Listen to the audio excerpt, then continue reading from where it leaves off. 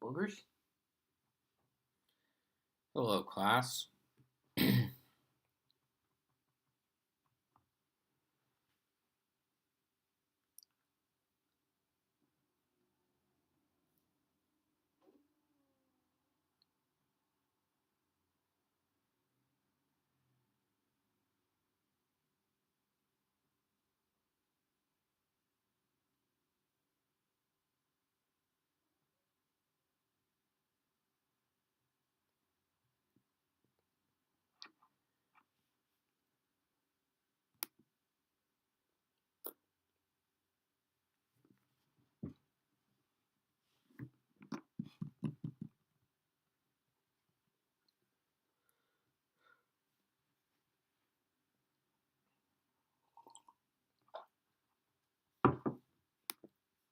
All right, I think I'm going to get started.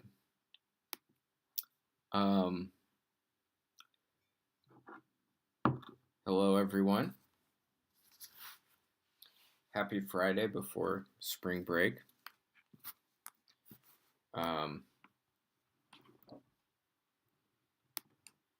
So, fix this stack of papers. So, as I said earlier, I recently learned that a couple of topics were removed from the AP exam this year. It was waves and circuits were removed. So, so when I found that out, I kind of cut circuits short. And we had already done waves, so that was moot. But so now what we're going to do is we're going to focus on reviewing for the AP exam.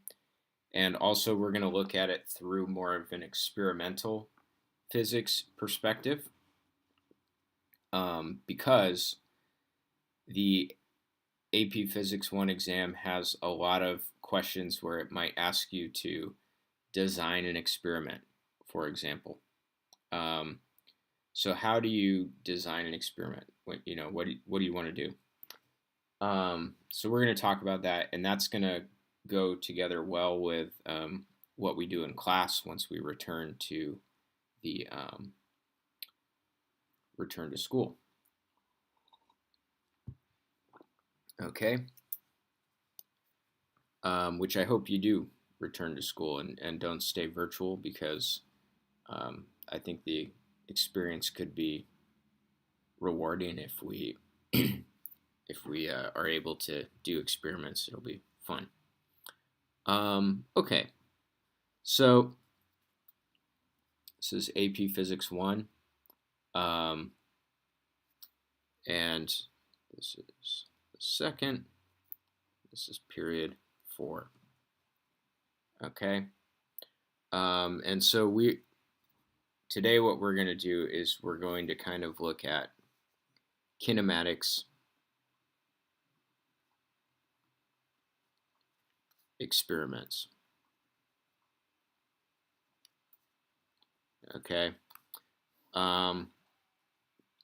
So the first thing I want to review are just the kinematics equations. So we have 3 equations. Delta x equals v initial times time plus 1/2 at squared. We have v final equals v initial plus at. And then we have v final squared equals v initial squared plus 2a delta x. Okay? So yeah, this is these are the kinematics equations, and I want to focus in on this equation. The first equation is probably the most important one.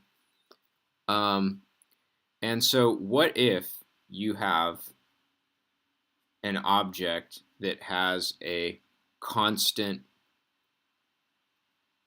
velocity. So if you have an object that has a constant velocity, then what that means is that the acceleration is 0. Okay? So what does this equation become if you have a constant velocity? Well, this term is simply going to drop out, and you get delta x equals v initial times t. All right? So that's important. It's important to know how do the kinematics equations change under certain special circumstances. Another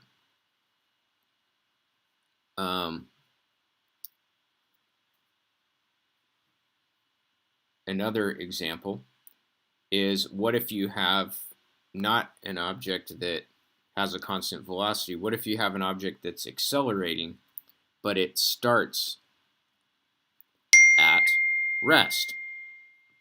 So if it starts at rest, that means that the initial velocity is 0. And so because the initial velocity is 0, that's going to kill the first term in the equation. And we have delta x equals 1/2 at squared. So actually most of the time when we use this kinematics equation, it's usually used either in this form or in this form, okay? So what if we are doing a kinematics experiment? What kind of data do we collect for a kinematics experiment?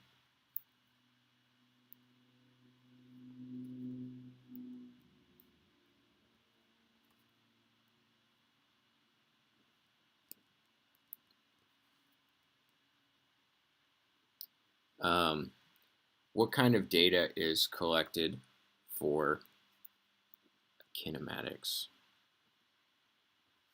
experiment? Now, it really depends on what kind of equipment you have, but in the at the basic physics level, you might have a situation where you have a ramp, okay, and you're letting something roll down the ramp, and you want to know what is the acceleration of the thing that is going down the ramp, okay? So what you might do is you might take that ramp and you might mark it at regular intervals, okay? And so these markings are telling you how far the ball has traveled.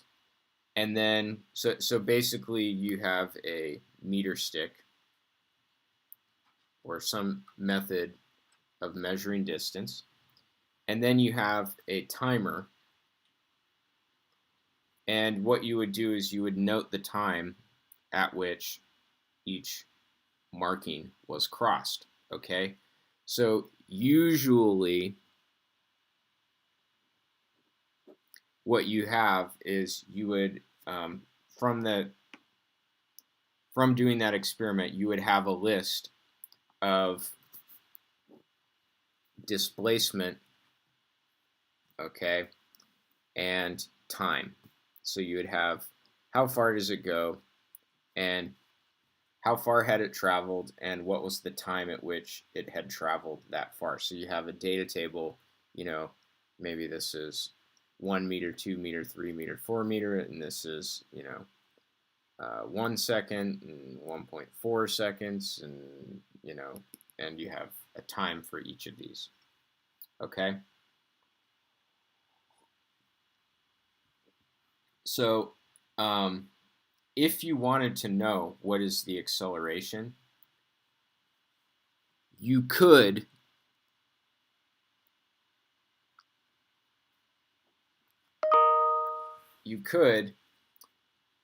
take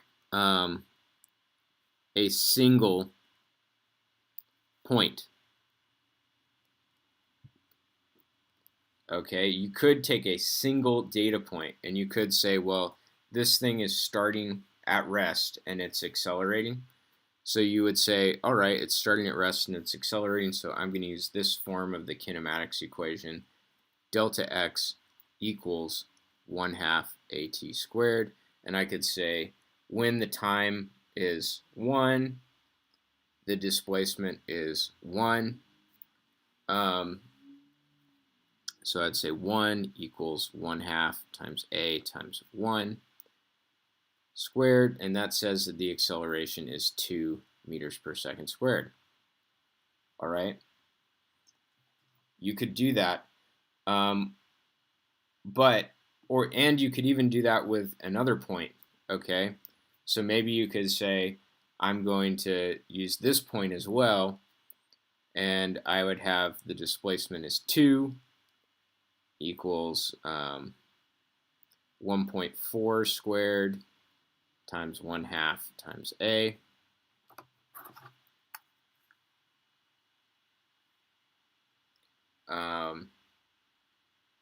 All right, and so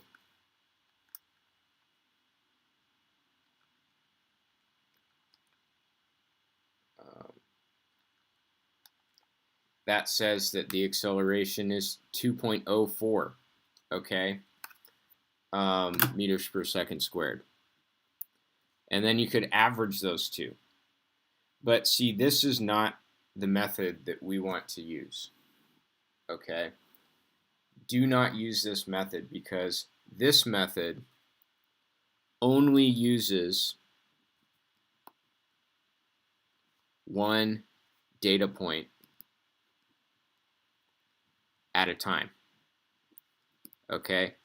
So you collected all of this data for position versus time, and if you want to determine the acceleration, the best way is to use all of the data points simultaneously. So what that means is what we want to do is we want to make a graph and find a curve of best fit. Okay? And so a curve of best fit uses all of the data points. Okay? And so that's why it's more powerful to use a curve of best fit, right? When you make a line of best fit for some data that you got from an experiment, you're using all of those data points to adjust the slope of that line. And so it's a lot less susceptible to experimental error, because if you did this kind of a calculation, you're only relying on a single point. And experimental data has noise, so then it has unpredictable factors, and so by making a curve of best fit, you're sort of negating the effect of those unpredictable factors because you're using all of the data points together.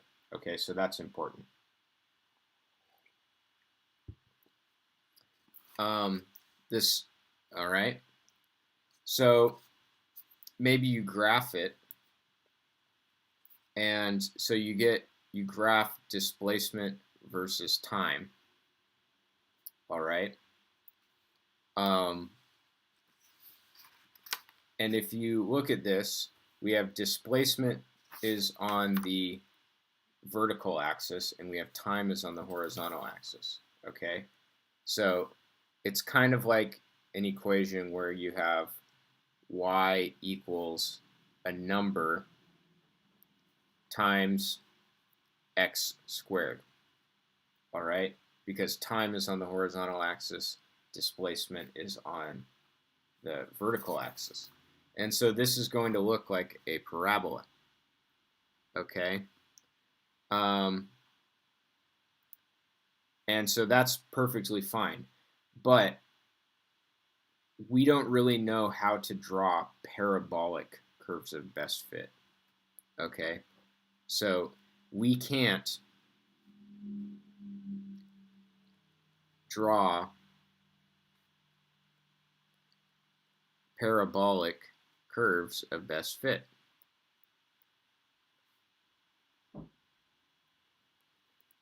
Okay, this is a curvy, this isn't a straight line of best fit. Okay, so we want a straight line. This is a curved line. Okay, so how do we take this data which is curved, okay, and make it a straight line? All right, and so that is the thing that students sometimes find tricky. Okay, so what I'm going to do is I have to figure out what am I going to put on the vertical axis and what am I going to put on the horizontal axis so this looks like a straight line. Okay, and it turns out that the answer is we don't want to put time on the horizontal axis, we want to put time squared on the horizontal axis. Okay, so let's see, why does this make a straight line? Okay, so if we take the equation delta x equals 1/2 at squared, all right, and we put t squared on the horizontal axis, all right, if we put t squared on the horizontal axis, then t squared is kind of like x, right? So t squared is x. And then we put delta x on the horizontal axis, or on the vertical axis, excuse me. So delta x is kind of like y. And then we have a number multiplying x, which is the slope. Okay? So we have delta x equals 1/2 a times t squared. If we put t squared on the horizontal axis, we can see by replacing t squared with x and putting displacement as y, I get a linear equation. And the slope is interpreted as the number multiplying x. And the number multiplying x in this case is 1/2 a. So if I were to not graph displacement versus time, but instead displacement versus time squared, okay, I should get a straight line. And the slope of that straight line is a over 2. All right, by comparison. So this method of taking raw data, so this would be called our raw data because it's not the data that we're actually going to graph, but instead processing it so that it's delta x versus t squared, we get not a curvy line anymore, but we get a straight line. And straight lines are easy for us to do calculations with, okay? So so what you want to do, you want to linearize graphs if possible. Okay, so what that means is that linearizing a graph, that means choose, okay, an x and a y so that the relationship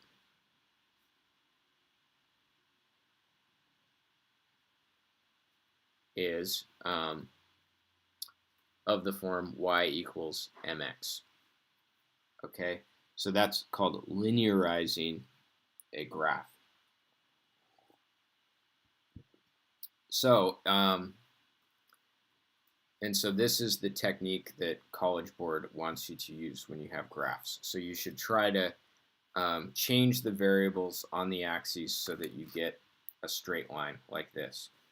Um, so, like, let's suppose I collected a data table. Let's say I had delta x versus time. And so it was like 1, 2, 3, 4. And let's suppose this was also 1, 2, 3, 4. So the times were the same. If I wanted to convert that to a data table of t squared versus delta x, I would just take every t, I'm not doing anything to delta x, so I would just recopy those over, okay? And then I would take the time values and square them, so I would have 1, 4, 9, and 16. Okay, and so these would be the data points that I would graph. Okay, so that is a useful technique. Okay, what if I had a situation where I knew? What if I knew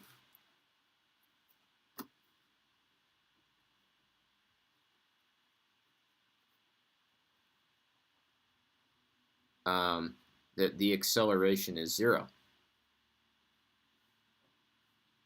Okay, in that case, so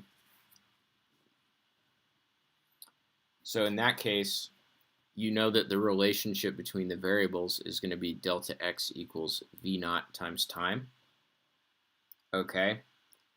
And so here, I could just draw a graph of delta x versus time. So here, if it's accelerating, to get a line, I need to do delta x versus t squared. Okay, because that t squared term is because it obeys a different equation. So to make a line, I have to change the variables on the axes. But if I have this, if I put time on the horizontal axis, not time squared, but just time, then time is acting like x. Delta x is on the vertical axis, so it's acting like y. And then the number in front that multiplies x is the slope. So if the acceleration is 0, you don't need to put time squared on the horizontal axis because it's not accelerating, so it already looks like a straight line, and the slope of that is going to be the initial velocity. Okay? So the variables that you choose on your axes when you have a graph should be chosen so that your data looks like a straight line, and then you interpret the slope of that line in some way. Okay, so this is basically how you would determine the acceleration experimentally.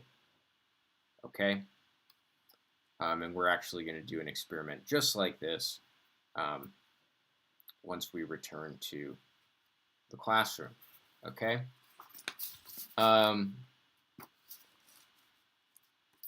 And let me give you another way we could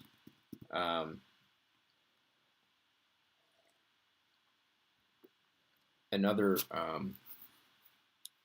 example of an experiment. So let me tell you about an energy experiment.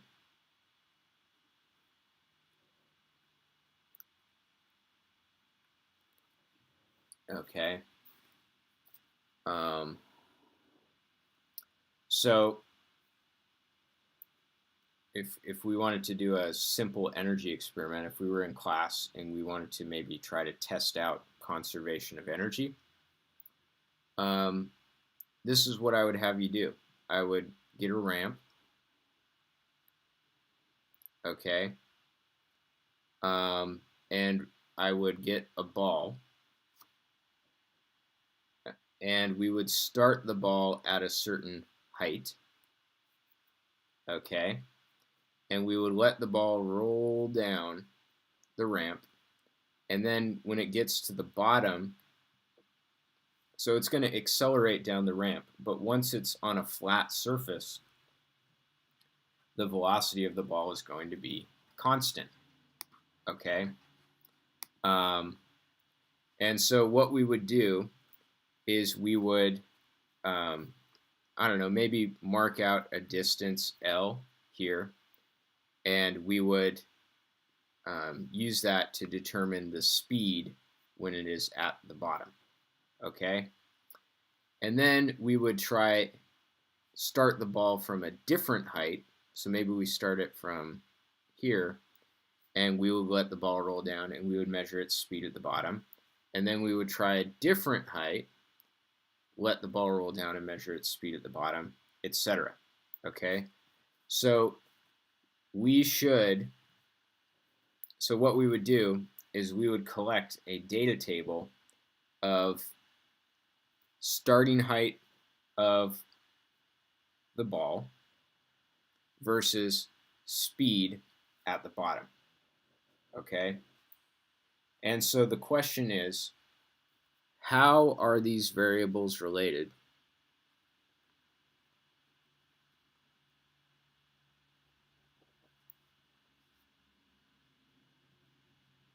to each other? Okay? How are these variables related to each other, theoretically? All right. And so if we use conservation of energy, we have initial energy equals final energy. The initial energy of the ball is gravitational potential, which is mgy. Okay, and the final energy is kinetic, which is 1/2 mv squared. Okay, so I notice that I can cancel out mass, and I could multiply by 2, so I get v squared equals 2gy. So this is the theoretical relationship between the variables. And so if I were to graph speed versus y, so if I were to just directly graph the data that I collected, this would not be a straight line.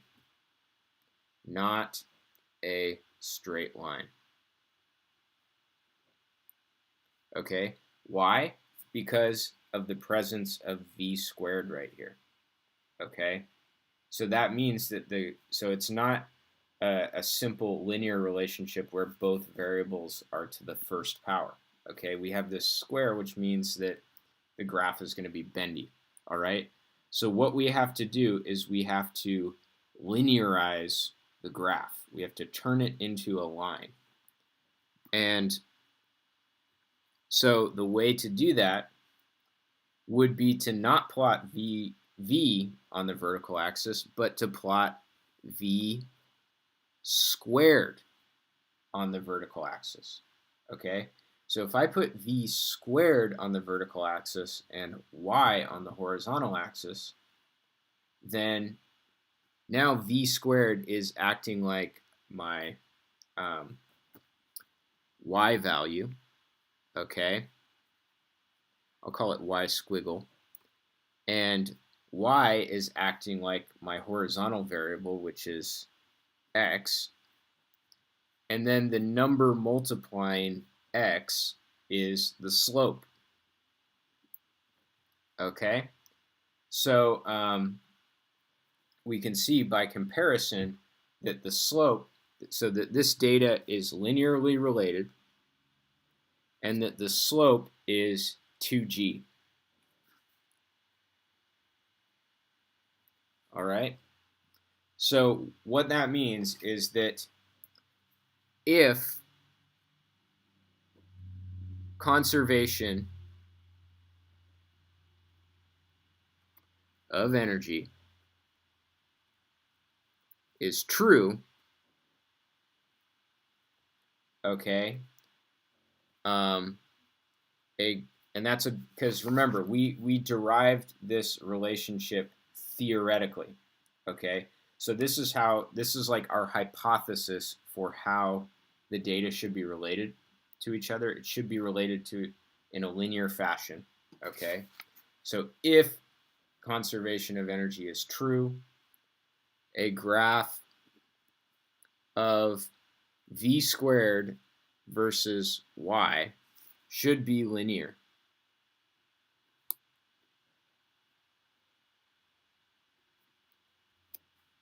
And the slope should be 2g, which is, of course, approximately 20 meters per second squared. All right, so so this is an example of testing a theory. Now, what if you so this is the theoretical relationship. Now, what if you graphed the data and you got, I don't know, your experimental data looks like this, so that it's not a straight line? Well, in that case, so that what if this was your real data? Then that would mean that your data suggests that energy is not conserved. Okay? So what you do is you have a hypothesis, which is your theoretical relationship between the variables. You graph that data so that it makes a straight line. It should theoretically make a straight line. We interpret the slope of that. And then if the data doesn't match a straight line relationship, okay, then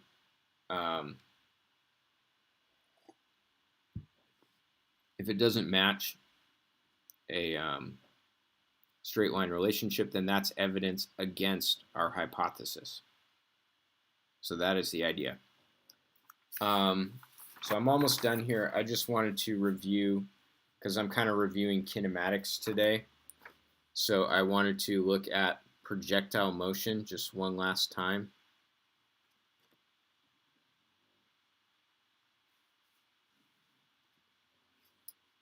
So the equations of projectile motion were delta y equals v y naught times t minus 1/2 gt squared. Okay. And delta x equals v x naught times time. All right.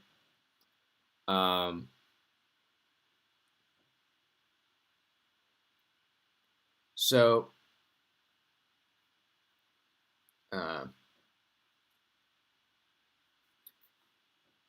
what do these variables v x naught and v y naught mean? Well, you have a certain launch speed, and you're launching the projectile at an angle, okay? And so that angle is theta, and then you use trigonometry to figure out v y naught and v x naught, like that, okay? So trigonometry. All right, so the two most common scenarios for projectile motion are going to be angled launch across a level surface,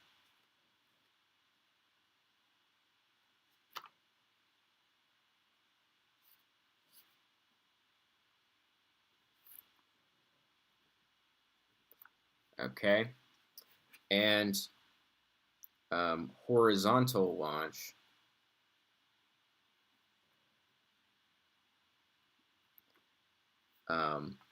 off a cliff. Okay. So horizontal launch off a cliff, I guess I'll do that one first. So you have, all right, and let's suppose that the cliff has a height h. So here you have, so if you have a horizontal launch off a cliff, then that means that v y naught is 0. All right. So all of the velocity is horizontal initially. Now, of course, the projectile does start to fall, so its trajectory curves down. So gravity, after launch, gravity is going to give it a negative y velocity. And then the delta y, it falls a distance h, so your delta y is negative h. All right, so if we plug these two facts into our kinematics equations, what we get is delta y is negative h, vy naught is 0, so this term just drops out. So we get negative 1/2 gt squared. And then this equation is unaffected, so we can get delta x equals vx naught times time. Okay, so that is how this equation simplifies. If you have an angled launch across a level surface, all right, so you have something like this. The projectile goes woo, like so. Because the projectile starts and stops at the same elevation, you have delta y equals 0 for this problem. Okay? And so your equations of projectile motion, if I set delta y equals 0, we would get 0 equals vy naught times t minus 1/2 gt squared. And then delta x equals vx naught times time. You would use the details of the launch. So when it's launched, you would be given a launch speed and a launch angle. And you could use that